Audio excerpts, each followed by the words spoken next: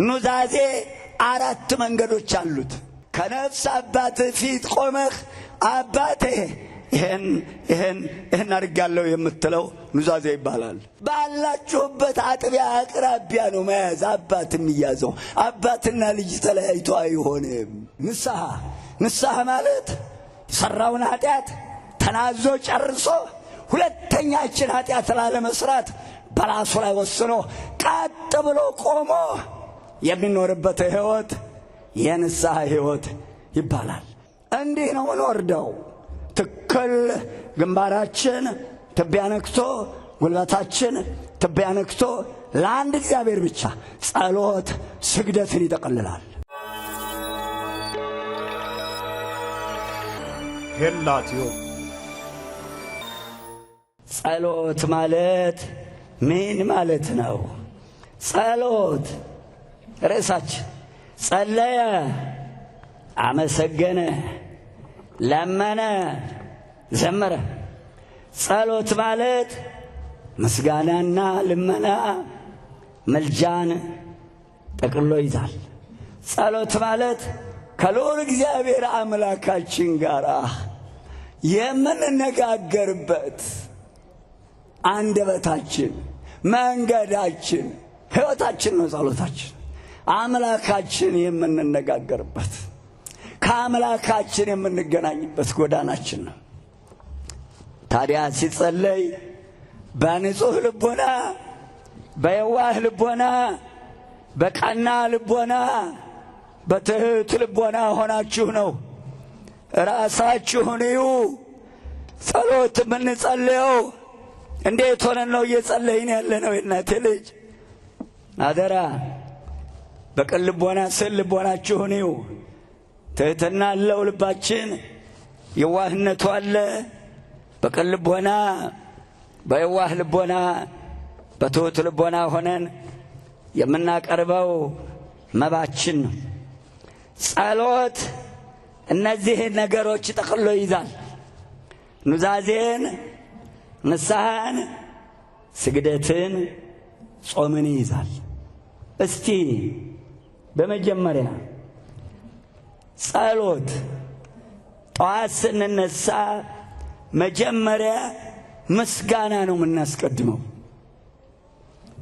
በሰላም ጠዋት አሁን ዛሬ ስንነሳ ያን ጨለማ ወስደህ ይህም ብርሃን የሰጠህን አምላክ ተመስገና። የዕለት ጉርስ የዕለት ልብስ ያልነፈከን ይህም ብርሃን አንጥታል፣ በሰላም አውለኝ ብሎ ይጸለያል። ከዚያ ቀጥሎ ካመሰገን በኋላ የእናቴ ልጅ ስለ ራሳችን ስለምንሰራው ሥራ ስለ የራሳችን ለሆነው ነገር እግዚአብሔርን እንለምናለን። ሥራዬን ባርክ፣ አስራት በኩራትን እንዳወጣ ጤናዬን ስጠኝ ብለን እንለምናለን። ከዚያ ቀጥሎ ሦስተኛው ምልጃ ለሌሎች፣ ለወገናችን፣ ለጎረቤቶቻችን፣ ለአዝመራው፣ ለወንዞቹ፣ ለሀገር፣ ለወገን፣ ለነገሥታቱ፣ ለመሳፍንቱ፣ ለመኳንንቱ፣ ለሰራዊቱ፣ ፍርድ ለሚሰጡ ለዳኞቹ ፍርድ እንዲያደላድሉ፣ ዳር ድንበር ለሚጠብቁ ሰራዊት፣ በሕይወት ስለሌሉ ለሙታኑም መልጃ ይባላል። ጸሎት እነኝህን ይጠቀልላል። እንግዲህ ኑዛዜ ብያችኋለሁ። ኑዛዜ ማለት ምን ማለት ነው? ኑዛዜ ማለት ሰው የሰራውን ኃጢአት እግዚአብሔር አምላክ ቁጣና መዓቱን በሰራው ኃጢአት ምክንያት ሳያመጣበት ራሱን በራሱ ልቦናውን ምስክር፣ ሕሊናውን ምስክር አድርጎ አንደበቱን የገዛ ራሱን አንደበት ከሳሽ አድርጎ ልብ አድርጎ ኑዛዜ ማለት ከእግዚአብሔር ቅጣት በፊት ራሱን ለመቅጣት የሚያደርገው ዝግጅት ኑዛዜ ይባላል። ኑዛዜ አራት መንገዶች አሉት። ያዙ ማስታወሻ። ኑዛዜ በአራት መንገድ ነው የምንናዘዘው። መጀመሪያ ደግመዋለሁ። ኑዛዜ ማለት ጭምብል ለብሶ ምን ችግር አለ? ዛሬ መርካቶ ቢገሉ እኮ የካ ይኖራል። የካ ቢገሉ ሳሪስ ይኖራል። የእናቴ ልጅ እንደ ጉለሌ ቢገሉ እኮ ዛሬ የት ነው? ኮልፌ መኖር ይቻላል። ለሁሉ የተመቸች ከተማ ስፍራ ለውጠ ጭንብል ለብሰህ ቀንና ሌሊት ያርመሰመስከውን ኃጢአት ያለምንም መፍራት ከነፍስ አባትህ ፊት ቆመህ አባቴ ይሄን አድርጋለሁ የምትለው ኑዛዜ ይባላል። ለመሆኑ ነፍስ አባት አላችሁ? ካህናትን የሚሾም ማን ነው? እግዚአብሔር። ካህንን አባቴ ማለት ማንን አባቴ ማለት ነው?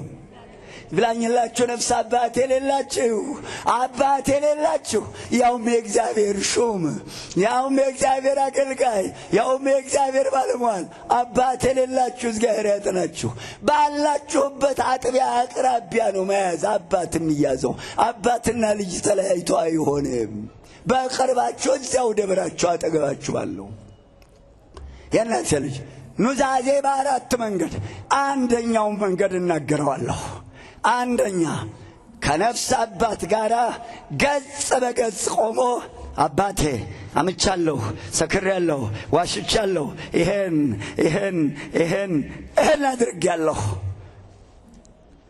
አበነፍሱ ካህኑ አባቱ ቀኝ እጁን ያዝ አድርጎ ቆሞ ካዳመጠ በኋላ ጨረስክ? አዎ አባቴ። ከዛ እግሩ ላይ ድፍት ይላል ሲጨርስ። ከዚያ ፍትሐት ዘወልድ ደግመው እግዚአብሔር ይፍታ ብለው ይሸኙታል። ቅጣቱን ሰጥተው ጾም ይሄን ያህል ቀን ጾም፣ ይሄን ያህል ስገድ፣ ይሄን ያህል መጽውት ተብሎ ቅጣቱን ሰጥተው ይሸኙታል። ሁለተኛው የኑዛዜ አይነት አንደበት መናገር ቢፈራ የሰራችሁትን ኃጢአት ጽፎ መስጠት።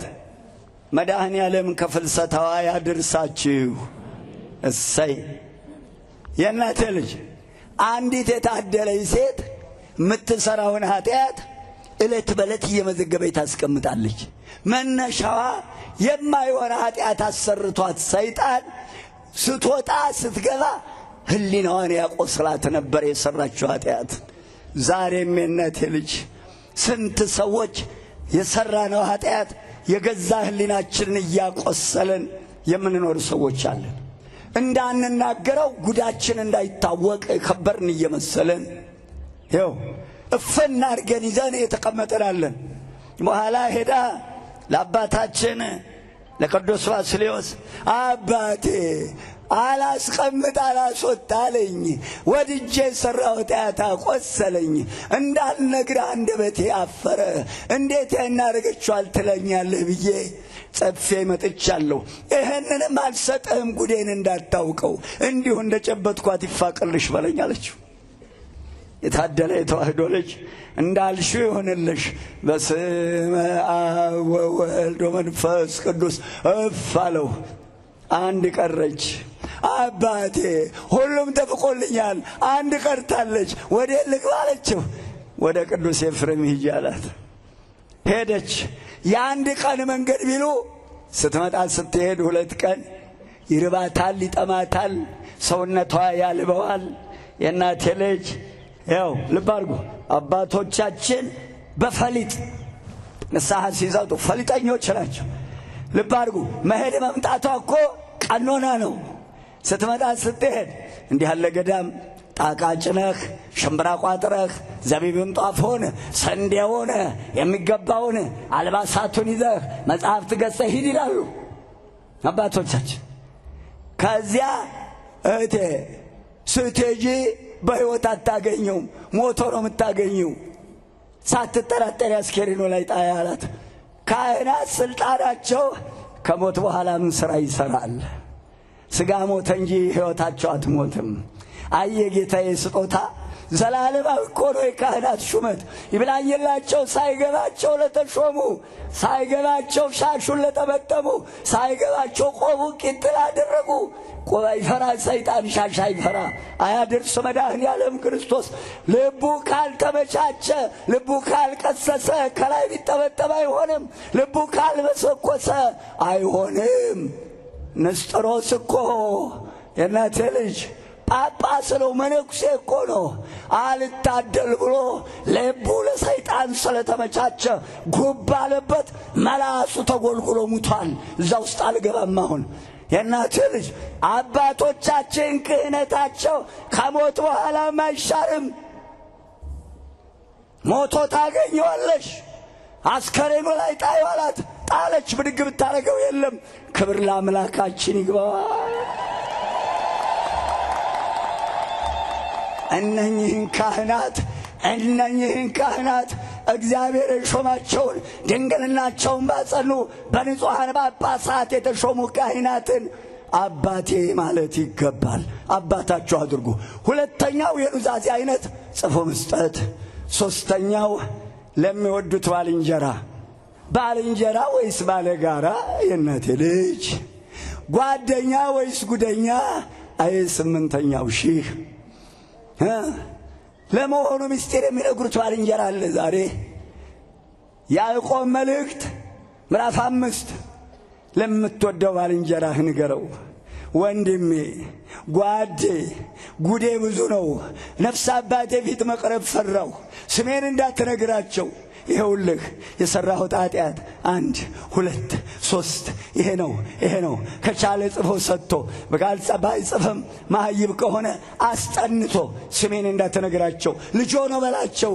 ይኸውልህ ንስሐዬን ተቀበልልኝና ና ይባላል። እንዲህ የሚነገረው ጓደኛ አለ ዛሬ። ምስጢር የምታዋዩት አለ። ሶስተኛው ለሚወዱት ባልንጀራ ነግሮ አባቶቻችን የተዋህዶ ልጆች ያውቁታል። ዋው ተልኮ ሄዶ ልጅ ሆነው ስሜን አትንገር ብሎኛል አባቴ ተቀበልልኝና ና ብሎ ይነግራቸዋል። እግራቸው ስር ተደፍቶ ተመልሶ መልእክቱን ይዞለት እስኪመጣ ቅጣቱን ይዞለት እስኪመጣ ድረስ ይጠብቃል። ሰምተው ፍትሐ ዘወልድ ደግሞ እግዚአብሔር ይፍታ ብለው ይሄን ቀጥቻለሁ ብለው ይላል። ይኸውልህ እንዲህ አድርጎ አራተኛውና የመጨረሻው መርካቶ ቢገሉ ብያለሁ ቅድም የካ ይኖራል። እዚህ ያላችሁ ለመንገር እዚህ ላሉ አባቶች ብትፈሩ ብትተዋወቁ የካ ወይ ጎላ ሚካኤል ወረድ ብለህ ለማያውቁ ካህን የማያውቁበት ደብር ሄዶ አባቴ ከነፍስ አባቴ ተደብቄ መጣሁ፣ ጉዴ ብዙ ነው፣ አሁን ይሰሙታል። ስለዚህ አባቴ ስለ ወላዲተ አምላክ ሕሊና የቆሰለ አላስቆም አላስተኛለኝ የሠራሁት ኃጢአት እግዚአብሔርን በደልኩ፣ ምድር ጠበበችኝ፣ ተጨነቅኩ፣ ገላግሉኝ። ስለ ወላዲተ አምላክ ነዋ። ወላዲተ አምላክ ትገላግለን ሁላችን። ጸሎት ኑዛዜን ይዛል። ሳትናዘዙ የሠራችሁትን ኃጢአት በጾሙ በጸልዩ አይሆንም። ንስሐ ግቡ። ሁለተኛ ንስሐ ማለት የሠራውን ኃጢአት ተናዞ ጨርሶ ሁለተኛችን ኃጢአት ላለመስራት በራሱ ላይ ወስኖ ቀጥ ብሎ ቆሞ የሚኖርበት ሕይወት የንስሐ ሕይወት ይባላል። ንስሐ ማለት አሁን የነገርኳችሁን የሠራውን ኃጢአት ሁሉ ወደ ኋላ አቤት ይህን ሰርቼ ማርከኝ፣ ይህን ሰርቼ ዛሬን ይችን ቀን ለማየት በቃው፣ አቤት ችሎታ፣ ደረቱን እየደቃ እናቴ ልጅ የቀደመውን ኃጢአቱን እያሰበ የሚኖርበት። ንስሐ ማለት ማዘን፣ መጸጸት፣ መተከዝ። አያችሁ እንዲህ አድርጌ ማርከኝ አምላክ እያለ የሚኖርበት ሕይወት የንስሐ ሕይወት። ለመሆኑ በንስሐ ሕይወት ነው የምትኖሩት? ኃጢአታችሁን ጨርሳችኋል፣ ተስተካክላችኋል፣ ለመንፈስ ቅዱስ ተመቻችታችኋል። መንፈስ ቅዱስ እኮ የተመቻቸ ሕይወት ካገኘ ወንድ አይልም፣ ሴት አይልም፣ ሕፃን ነው አይልም፣ አይመርጥም። የእናንተ ልጅ እስቲ እናቶች ልጠይቃችሁ፣ መስቀል እኮ የሴቶች በዓል ነው፣ የወንድ በዓል አይደለም። መስቀልን ያስቆፈረ ማን ነው? ወንድ ነው ሴት ነው ያስቆፈረው? ማን ትባላለች? እለን እንኳን ደስ አላችሁ፣ እንኳን ለዚህ ክብር አበቃችሁ። መስቀል እኮ የወንድ በዓል አይደለም፣ የወንድ በዓል አይደለም እኮ መስቀል የሴት በዓል ነው። የእናቶቻችን በዓል እኮ ነው መስቀል። ተመስገን፣ ክብር ምስጋና ይግባው ለመንፈስ ቅዱስ። እናት አባቷ ለመንፈስ ቅዱስ አመቻችተው ሞቱን፣ ትንሣኤውን፣ ስቅለቱን፣ መከራውን አስተምረው ጥሩ እርሾ በሕይወቷ አስቀምጠው አሳደጓት። ለዚህ ክብር አበቃት። 325 ዓመት ሙሉ መስቀል ተቀብሮ ስንት ነገስታት ዓለምን ያንቀጠቀጡ ነገስታት እያሉ ያችን ሴት አስነስቶ መስቀሉን ቆፈረ። ለመንፈስ ቅዱስ ተመቻችታ ስለተገኘች ወንድና ሴት አይልም። ኧረ እንመቻችለት። የእናቴ ልጅ ለመንፈስ ቅዱስ እንመቻች። አመቻቹ። በንስሐ ሕይወት ኑሩ። ወደ ኃጢአት አትመለሱ። ስግደት እንዲህ ነው እንወርደው። ትክክል ግንባራችን ትቢያ ነክቶ ጉልበታችን ትቢያ ነክቶ ለአንድ እግዚአብሔር ብቻ ጸሎት ስግደትን ይጠቀልላል። ስግደት ሁለት አይነት ነው። የአክብሮትና የጸጋ ስግደት። የአክብሮት ለነገስታቱ መንግሥት ለሾማቸው ለሹማምንቱ የምናቀርበው፣ የጸጋ ስግደት ለቅዱሳን ሁሉ የምናደርገው።